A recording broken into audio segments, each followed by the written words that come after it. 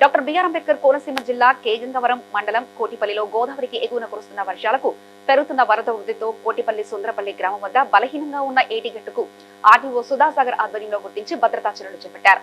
లంక గ్రామ ప్రజలకు మెడికల్ క్యాంపులు, పునరావాస కేంద్రాలు ఏర్పాటు చేసినట్లు, ఎప్పటికప్పుడు అప్రమత్తంగా ఉంటూ లంక గ్రామాల్లో ప్రజలు వరద ముప్పుకు గురవకుండా తగిన జాగ్రత్తలు తీసుకుంటున్నట్లు ఆర్టీఓ సుధాకర్ తెలిపారు.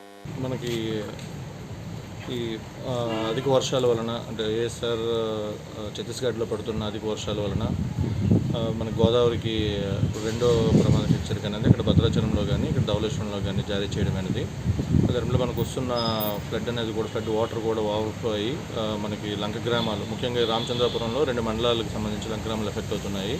అందులో కపిలేశ్వరపురంలో మనకి కొత్తపేట వైపు ఉన్న 5 లంక గ్రామాలు, అలానే ఇక్కడ శ్రీలంక, కేగంగవరంలో శ్రీలంక, అలాగే కోటిపల్లి దగ్గర ఉన్న ఫిషర్మెన్ దాంట్లో కూడా వాటర్ వచ్చే అవకాశం ఉంది.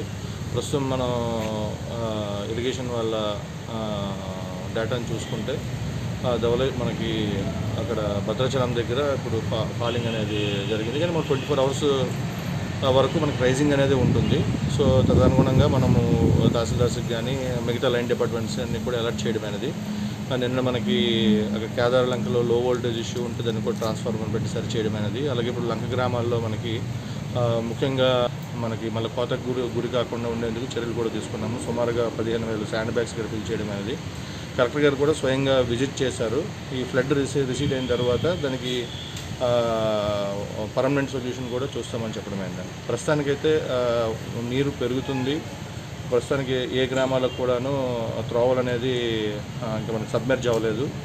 ఒకవేళ సబ్మెర్జ్ అయితే దానికి రెడీగా అధికార యంత్రాంగం కూడా సిద్ధంగా ఉంది. దీనికి సంబంధించి మనకి గౌరవ మంత్రివర్యులు కూడా ఎప్పటికప్పుడు దీని మీద రివ్యూ చేస్తున్నారు. కలెక్టర్ గారు కూడాను every 2 hours రివ్యూ చేస్తున్నారు. Please like and share, subscribe to BCN Telugu News. Please like, share and subscribe to BCN Telugu News.